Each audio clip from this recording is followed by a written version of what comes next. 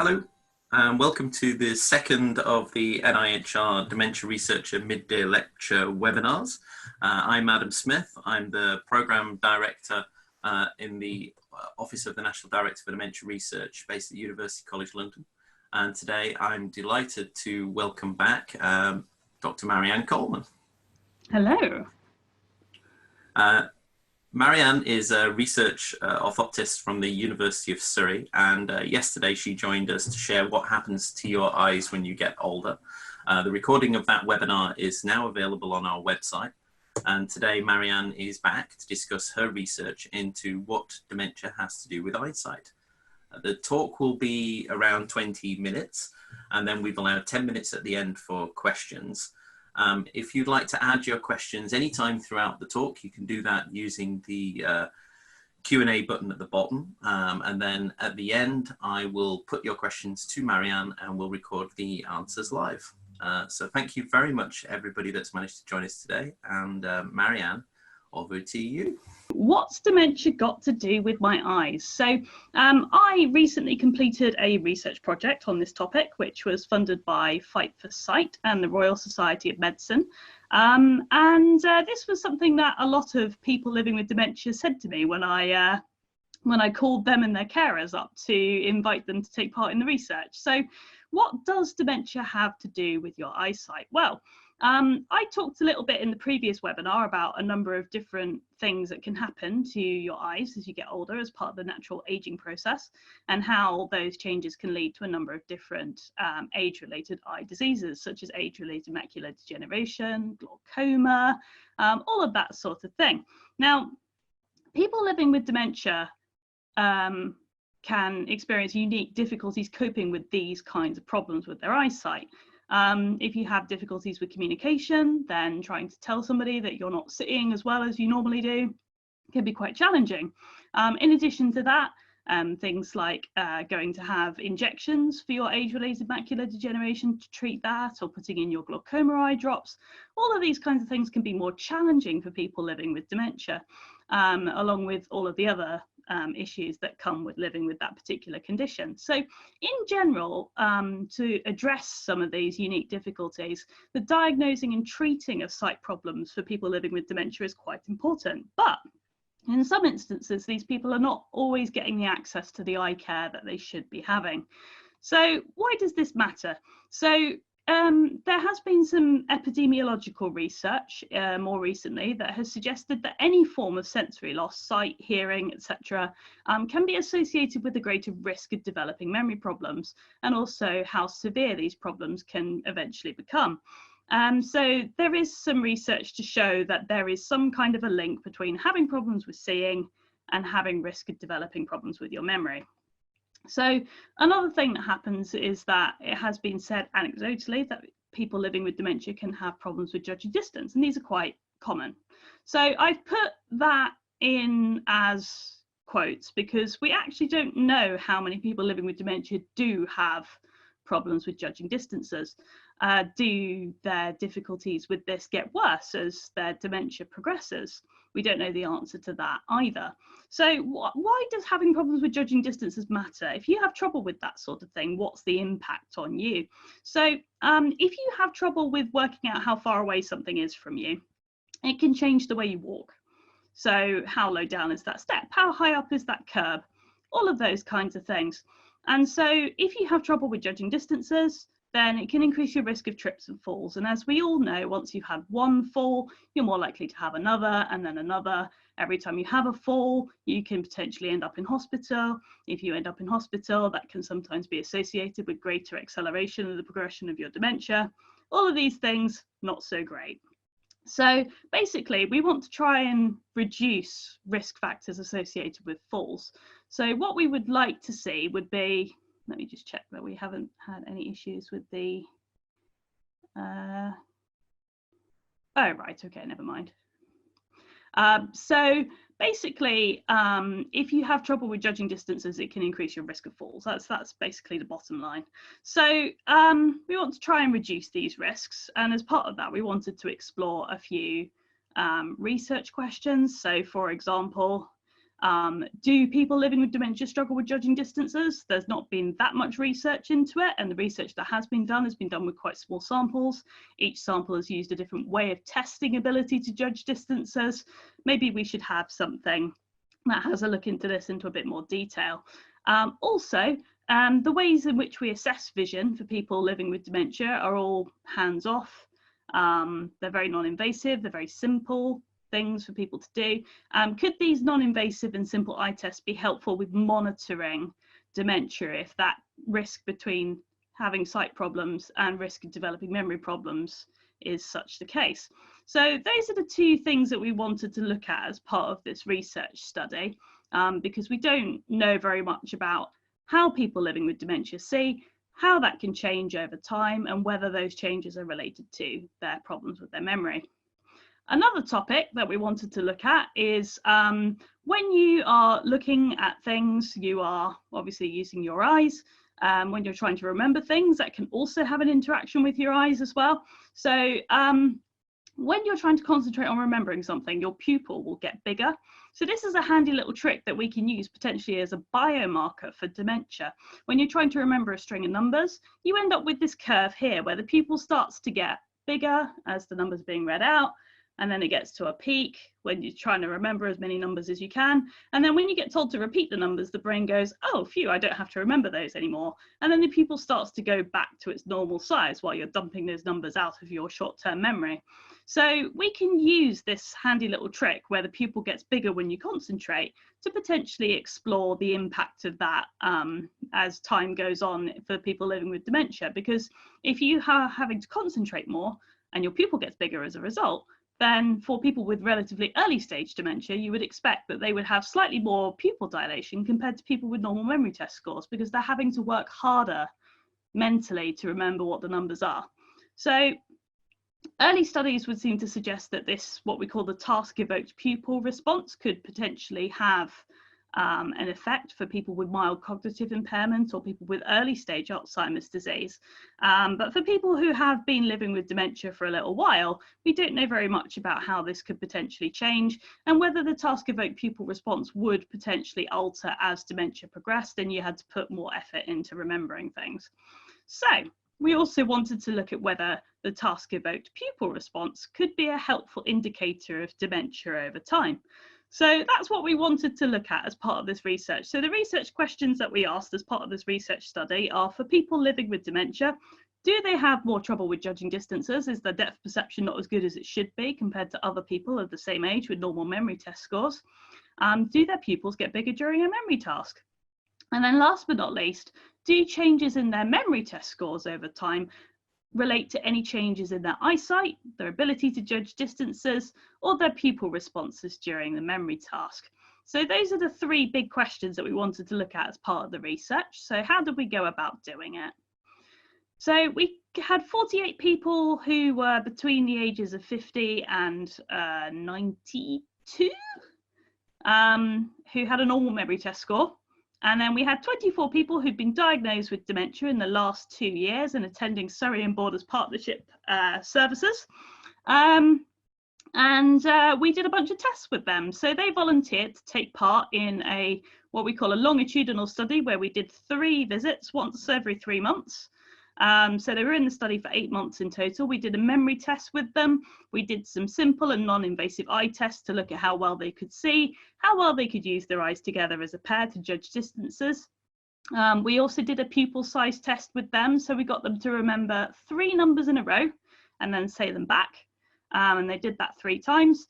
And then we also got them to remember 6 numbers in a row and say those back. And we did that 3 times with them as well. So the pupil size testing, the memory tasks for those 3 numbers seems quite simple, and pretty much everybody was able to manage that. But for the 6 numbers, it's a lot more challenging. Even if you don't have a diagnosis of dementia, remembering 6 numbers in a row is like remembering half of a phone number effectively. It can still be quite difficult to do. So lastly, we had a look at their ability to judge distances. Now, a bit of a shout out to the British Isles Paediatric Ophthalmology and Strabismus Association, because they funded a pilot study that we did to find out which were the best tests to use for people living with dementia. So we use two different tests to assess their ability to judge distances. And the reason this matters is because the way in which the 3D effect is produced to assess how good they are at judging distances is slightly different. So I've got these tests here to show you. So the first test that we did was looking at their ability to judge distances in real life. So this is called the Frisbee test. And the way that this test works, I'm just going to turn off my virtual background because otherwise you guys are not going to be able to see. So just bear with me one sec. Can I do that? No, I can't. Okay, no, that's fine. So you should be able to see it here anyway. So for this test, the way in which it works is that you've got 4 boxes. One of the boxes has a circle sticking out of it. If I move the box like so, the way in which it works is basically if you move this, I'll bring it a bit closer to the camera so you can hopefully see a little bit better. So you can see a circle sticking out of the top box there. And when you're using your eyes together as a pair to judge distances, you'll be able to see which of the 4 boxes has got the circle in it. So this test is what we call a real depth test because the way in which the 3D effect is produced is by making the circle physically stick out in separation distance from the background by printing the circle on the front of the plate and the rest of the pattern on the back. So that's how that 3D effect is produced in that one. So it's a little bit different to the ones that you would get where you go to the cinema and you wear a pair of 3D glasses. Those work in a slightly different way to produce the 3D effect. But this is the test that we think is the most reflective of people's ability to judge distances in day-to-day life because you are just naturally using the different view that each eye offers because it's set apart in your face to produce that 3D perception. So that's that test. We use that. We also used a new digital test which was developed by the University of Newcastle. If we have anybody from the University of Newcastle watching, just a shout out to Jenny Reid, who works in the institute there, because it's basically their test, which we wanted to give it a go to see if it was good for people living with dementia. So this test here, the way in which it works is that you've got these moving dots, and the moving dots make a 3D square in one of these 4 boxes. So effectively, this test, we wanted to try it with people living with dementia because it was originally designed for children. It's a very simple test. Importantly, it puts an outline around the box when it first appears in one of these 4 windows here, so that it's very easy for the person living with dementia to work out what they're meant to be looking for. As they complete the test and they get the answers right, the outline will gradually fade. So that allows them to basically get the hang of the test, understand it, and be able to do it. And the people living with dementia really enjoyed doing this test. They found it very intuitive and easy to get the hang of, even with a wide range of different memory test scores. So that was really, really good. So those are the 2 different ways that we were assessing their ability to judge distances, using a digital test that used moving dots to produce the 3D effect, and using a test that uses plastic plates to produce a physical depth difference for them to detect. So that will become important later. In terms of that, so we repeated those tests once every 3 months. So they did the test 3 times in total over an 8-month period. And we were looking at the changes in the test results over those 3 visits and looking to see whether there was a relationship between the change in those test results and changes in their memory test scores. We also were comparing the depth perception test scores to the scores of people who had normal memory test scores. So we're basically comparing people living with dementia with people who were the same age who had normal memory test scores. So what did we find? So with regards to the ability to judge distances, do people living with dementia have problems with judging distances? The answer is yes, they do. However, it does depend on which test you use as to whether that difference emerges. So let me talk a little bit more about that. So this is the test results for the Frisbee stereo test. So that's the test with the plastic plate with the physical depth difference. And this was a statistically significant difference in the test scores between the people living with dementia and the people who had normal memory test scores. So basically, when you're using this test, people living with dementia have poorer scores and they appear to struggle more with judging distances. As I mentioned before, in clinical practice, we consider this test to be the most reflective of day-to-day ability to judge distances. So That's what we found for that. However, for the test with the moving dots that produced the depth, we did not find a statistically significant difference. You can see in the graph that the people living with dementia did have poorer scores, and they have a wider range of scores compared to the people that had normal memory test scores. However, there wasn't a statistically significant difference. Now, part of the reason for that is you'll notice that we have a smaller sample size for our comparison here. And the reason for that is because we found an age effect for this test. So people over the age of 70 struggled a lot more to score well on this test. Now, we think that the reason for this is because of the motion that produces the 3D effect. This is what we call a dynamic depth perception test, because it uses moving objects to create the 3D effect. Now, as you get older, there are some research studies that show that your ability to perceive motion can be slightly reduced. Now, we didn't run around testing everybody's motion perception as part of this study, so we can but only speculate as to the reason for this age difference emerging. But it seems very plausible to sort of, to suggest that that's the reason why we had to divvy up this the analysis for that particular test, because of the age effects that we found. So effectively, we were doing a comparison between 20 people and 20 people instead of 24 people and 48 people as in the previous analysis, in order to account for the age effects, because people over the age of 70 made up the lion's share of our sample of people living with dementia. So although we didn't find a statistically significant effect because we've got a smaller sample size, you can see that the test results were heading towards a statistically significant difference between the two groups. So in general, people living with dementia do have trouble with judging distances, but it depends on the test that you use to elicit the 3D effect. And in addition to that, perhaps a larger sample size would have been more helpful to explore some of these relationships in an older age group using a motion-based depth perception test. So, in short, that's what we found. People living with dementia do struggle with judging distances. Depends slightly on the test that you use, but it would seem to indicate that they do have a bit more difficulty with it compared to people who have a normal memory test score. So, to what extent does this matter? You'll notice from the numbers on the graph that the differences between the two groups in terms of their average is very small. However, effectively 2/3 of the group of people living with dementia had poorer ability to judge distances than the kind of upper limit of like the sort of like poorest performance of the control group. So what that basically means is that there's a lot of people living with dementia in this sample who are walking around with poorer depth perception than people with normal memory test scores. However, there was a subset of that group for whom their depth perception scores were so poor on the test that they would be considered from a research perspective to have a greater risk of having a fall. So research has shown that if your depth perception test scores fall below a certain level, then your risk of falling based on falls figures is greatly increased. So about 1 in 5 of the sample had a greater risk of falling because their depth perception was below that threshold limit.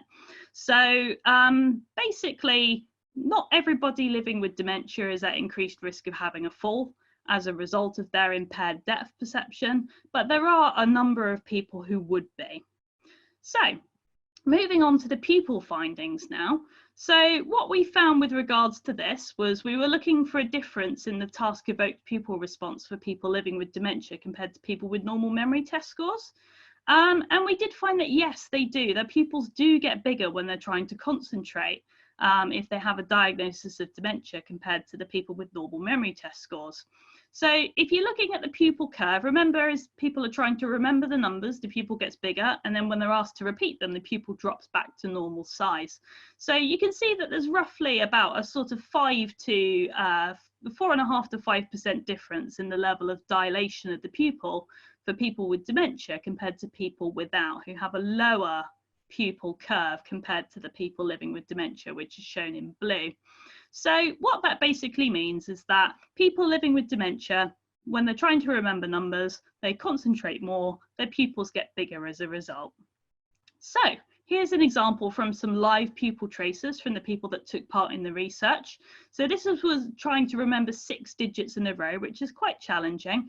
And so as a result, you get a fairly big pupil dilation for the person living with dementia. You can see that their memory test score wasn't too bad. It was just below the cutoff for the dementia diagnosis. But you can see that they have quite a big jump in the size of the pupil from baseline as part of this task compared to the control participant, who was a bit less. So you'll notice that there's a lot of spikiness of the data. The eye tracker that we use to collect the pupil size readings is very, very quick in its sampling rate. But despite that, because of the nature of the task, and they were trying to remember what the numbers were, people would blink a lot. They'd sometimes look away from the screen, even though we gave them a dot to look at in the middle of the screen. And so the data is not as clean as it otherwise might be if you were doing this kind of research in younger people without a diagnosis of dementia. So we had to do some pre-processing on the data to clean it up a little bit. And even after the data cleaning, you can see that there's still some issues. But when you consider that the eye tracker takes literally thousands of samples a second, and the group as a whole are quite challenging to collect this kind of data from, actually, it's not too bad overall. So we did find a difference there. People living with dementia have a greater percentage pupil dilation from baseline compared to the people who had normal memory test scores. So, time for the million-dollar question then. So, do these measures of eyesight and the pupil function change over time in people living with dementia? And does that change map onto changes in their memory test scores?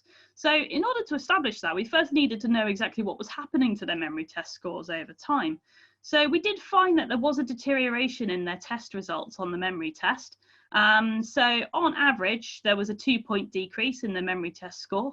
And the difference was statistically significant, which is reassuring to say the least, because when you're using just an isolated memory test as an indicator of their level of cognitive performance, there can be some issues associated with that. But yeah, the group did deteriorate over time. And the amount of decline was variable from one participant to the next. You can see some individuals, they even had a slight increase in their score from one visit to the next. But on the whole, there was deterioration on average.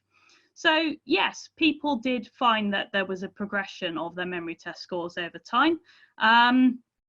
So what we wanted to know was whether this 2-point decrease on average, which obviously was slightly variable from one person to the next, was associated with changes in their eyesight, their ability to judge distances, or their task-evoked pupil responses. So no, we did not find any changes in their eyesight and depth perception that mapped onto their memory test scores. There were some changes. Some people did have deteriorations in their eyesight or their ability to judge distances, but these changes did not co-vary with their memory test scores from one visit to the next. So what that basically means is that their eyesight was not found to be significantly changing over time with the memory test scores. We did find if they had poorer memory test scores, they were more likely to have poor reading vision, but that was a relationship that we found within visits and not between visits. And in a lot of these cases, you have to kind of think about these findings with caution, because some of the people that took part in the research, their reading correction was not as good as it ought to be. Some of these people had had cataract surgery and they hadn't had their glasses updated just yet. I had one gentleman who had no less than 11 different pairs of reading glasses acquired from various places and had no idea which pair were the correct pair to use, and various other things that can potentially impact on their ability to read. So although we did find a significant relationship between having poor reading vision and having poor memory test scores, you need to bear in mind these other factors when considering that result. It is something that has been found in other studies as well. Other researchers found that if you have poorer reading vision, that you tend to have poorer memory test scores. But I think there's a lot of other factors to consider alongside that. And depth perception, no effects. There was no change in their depth perception when their memory test scores changed in a significant way. And it was the same with the pupil size changes as well. If they had a greater pupil dilation, that tended to stay the same throughout the study, even as their memory test scores declined. So in general, it would appear that the changes in eyesight and the changes in ability to judge distances that some people experienced were independent of the changes in their memory test scores. So we did not quite find the relationship that we were looking for, but what are the take-home messages from this research? Well, I think the most important one is that compared to people of the same age with a normal memory test score, people living with dementia can have poorer ability to judge distances. And for some of those individuals, that ability may be so reduced that they are at greater risk of falling. So this is a really important message, because at present, as part of the routine eye test, depth perception is not routinely measured. If you go to the optometrist with symptoms, such as double vision, headaches, sore eyes, they may be more inclined to test it. But for people living with dementia, when they're having an eye test done at home or out in the high street, there is no current evidence base to justify adding a depth perception test to that battery of eye tests that are normally done. So this research would seem to suggest that actually we do need to be thinking about that. However, the important thing to consider is that actually a lot of people that took part in this research could still see very well and could judge distances pretty well. Yes, they have a slightly poorer ability than the average person of the same age with a normal memory test score. But I think another important message from this research is that actually, if somebody comes to you and they're living with dementia and they feel like their eyesight is not as good as it should be, or that they feel more clumsy, less confident in their mobility, think eyesight. It's not necessarily just the dementia. Actually, a lot of people living with dementia can enjoy a very good level of eyesight, and it's important to not dismiss any changes in their eyesight that they're reporting as being just part of the dementia. It should be properly investigated. People living with dementia do have greater pupil dilation during a memory task. They have to concentrate more, which produces a greater level of increase in the pupil size. This could be potentially something that shows promise for actually distinguishing between people with mild cognitive impairment and people living with dementia, or before diagnosis. And this is something that could be quite interesting to explore in the future. Although the measures do not appear to deteriorate over this 8-month observation period, we cannot guarantee that it doesn't deteriorate over a longer period of time. Most of the people that took part in the research had fairly okay memory test scores for the most part, because they were diagnosed within the last 2 years. But we had a big spread of test scores from as low as sort of 10 all the way up to about 26 to 29. So there are a few caveats to consider with regards to the research. So although the measures that we've done do not appear to be suitable for indexing the progression of dementia, that doesn't mean to say that they might not be useful for monitoring over a longer period than the 8 months that we did. So what's next? In terms of telling people about our findings, we wanted to say that everybody newly diagnosed with dementia should have an eye test. In the UK, there was a dementia eye care pathway proposed, which seems to have gotten held up in the system somewhere, but we're hoping that that will come through at some point in order to ensure that everybody living with dementia will have equitable access to eye care and will be fully aware of their entitlement to the NHS routine sight test for free and the ability to have that at home if they can't go to a high street practice unaccompanied. We also sent out this little leaflet to all of the people that took part, this yellow leaflet here with the key findings of our research, so that we could tell people about what we'd found. I'm doing this webinar to tell you about what I've found as well.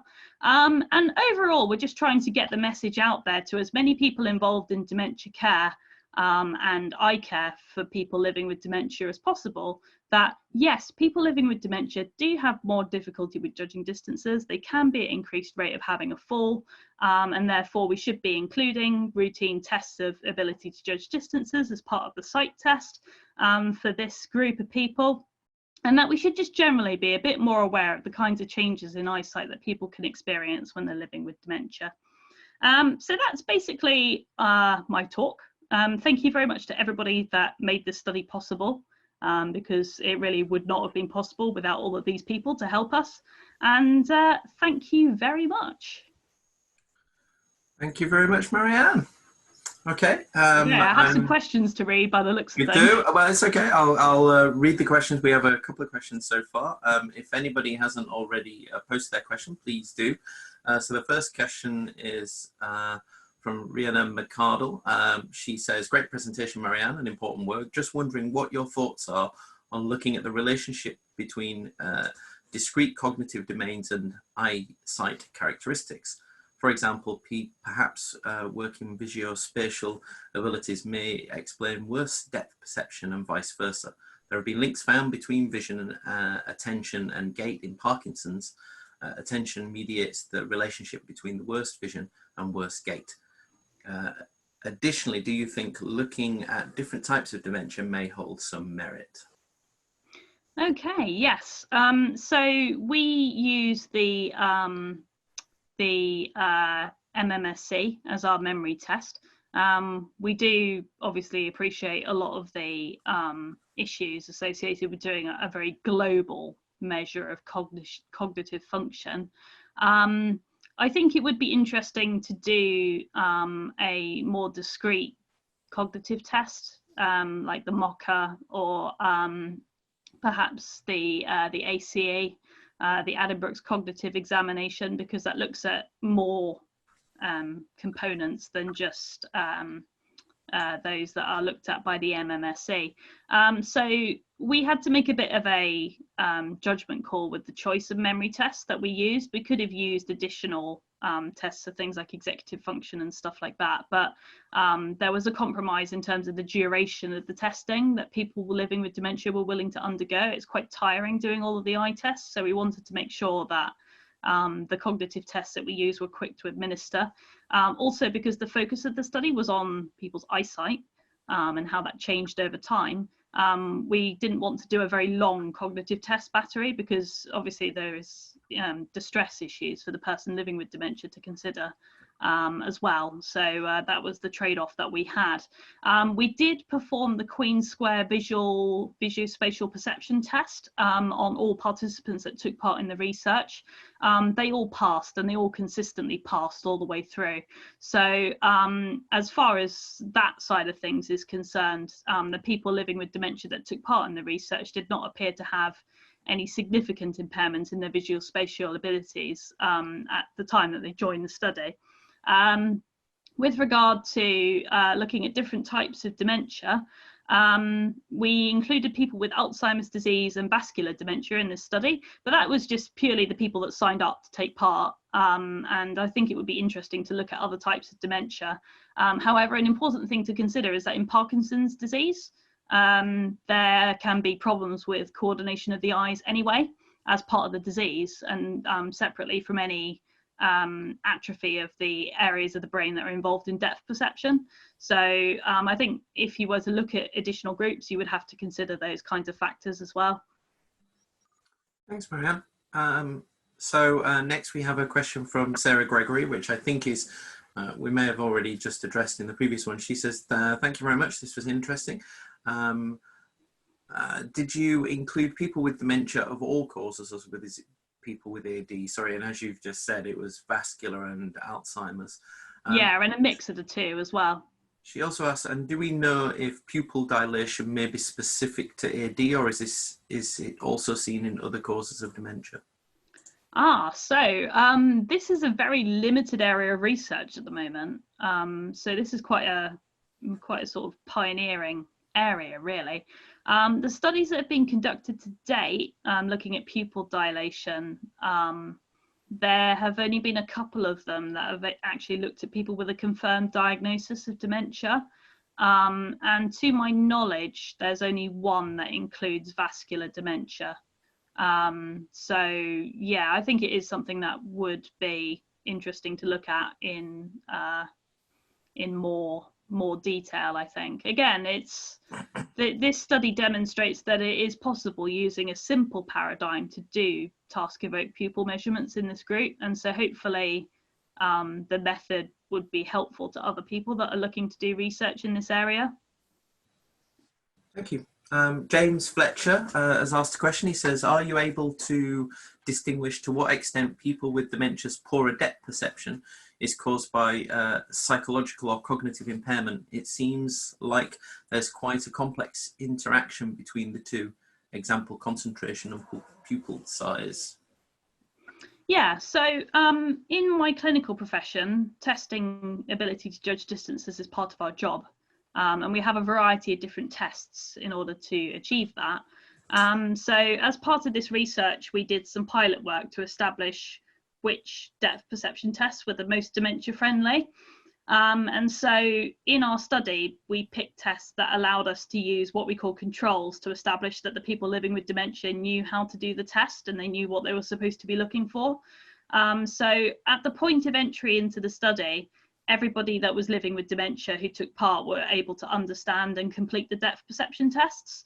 At the final visit, there were a couple of people that were no longer able to understand what target they were meant to be looking for one test, but not necessarily the other. So the way in which the test is administered is very important. The use of dementia-friendly testing techniques, such as re-explaining the test and reframing the explanation of it using the participants' own words to aid their understanding of it, can be very helpful to ensure that if somebody is not able to perceive the location of the target, that it is genuinely due to poor depth perception and not because of their understanding of the test. Yeah. Fantastic, thank you. Matt Broom is making a point here. Specific forms of dementia, such as posterior cortical atrophy, have specific sight issues which probably don't fit into this study, but he thought it was worth mentioning. Yeah, completely acknowledge that. I would have loved to have had some people with PCA take part in the research. Unfortunately, it was just not a group that volunteered to take part.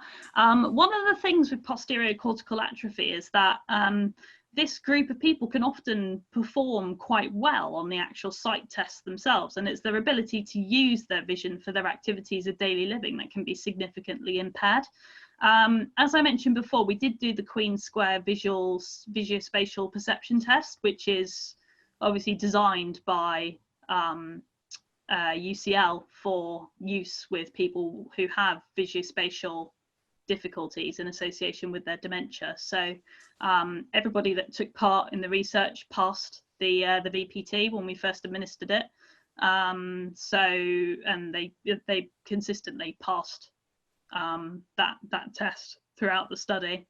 So yeah, posterior cortical atrophy can have very profound impacts on visual processing, of which ability to judge distances is just one part of it. And compared to the rest of the difficulties that this particular group of people living with dementia suffer, it's a very minor aspect, their ability to judge distances compared to literally all of the other visual problems that they experience. Compared to the rest of day-to-day life. Thank you. Andrew Ross, who is a student orthoptist himself, has asked, fantastic presentation, Marianne, very informative, thank you.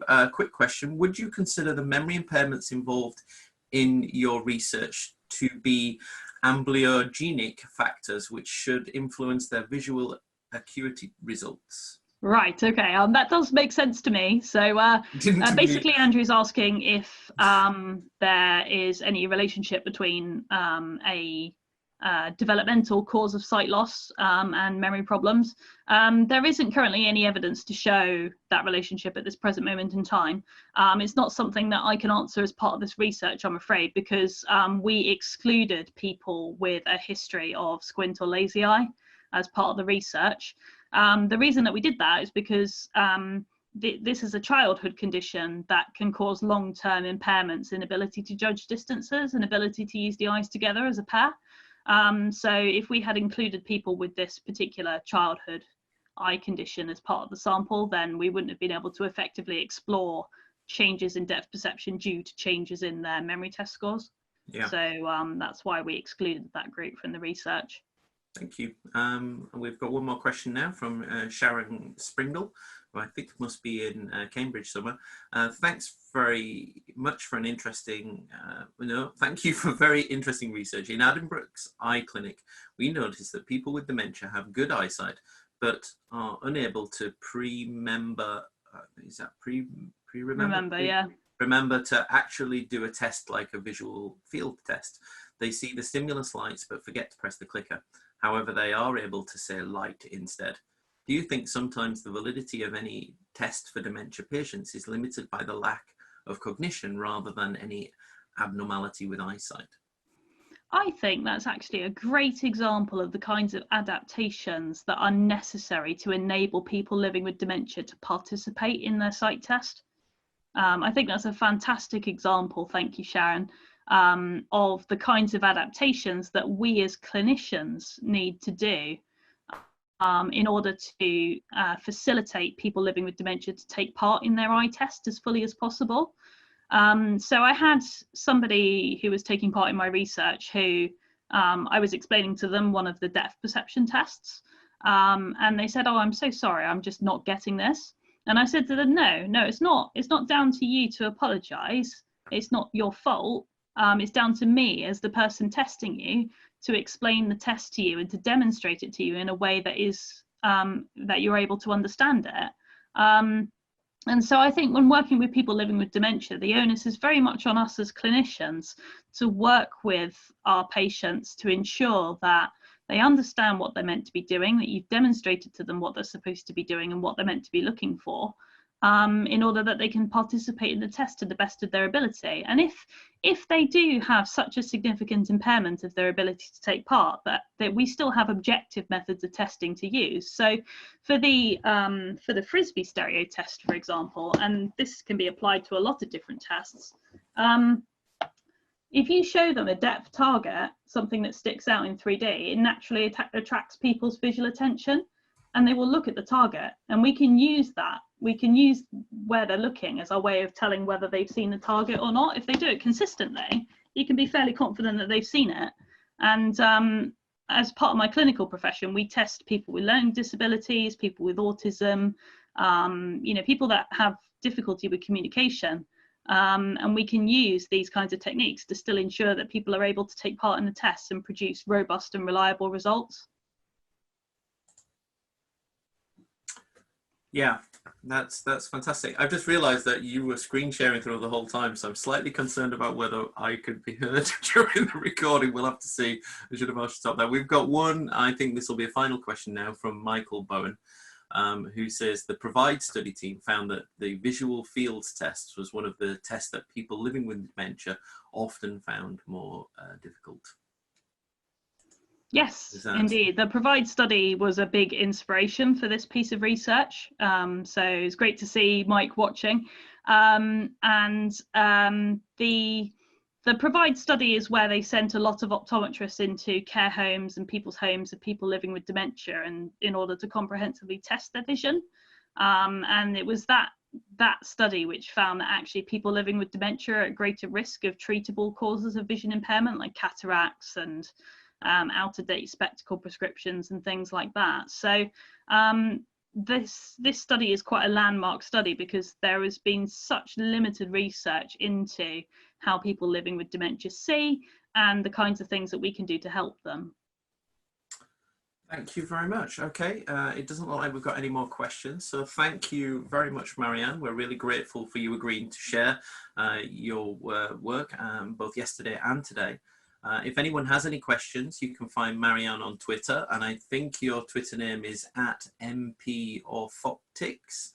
And we will be posting the recording from today's webinar onto our website very soon. Our next webinar will be on Monday, the 6th of April, with Dr. Holly Walton discussing the importance of measuring fidelity of delivery of and engagement with complex dementia interventions.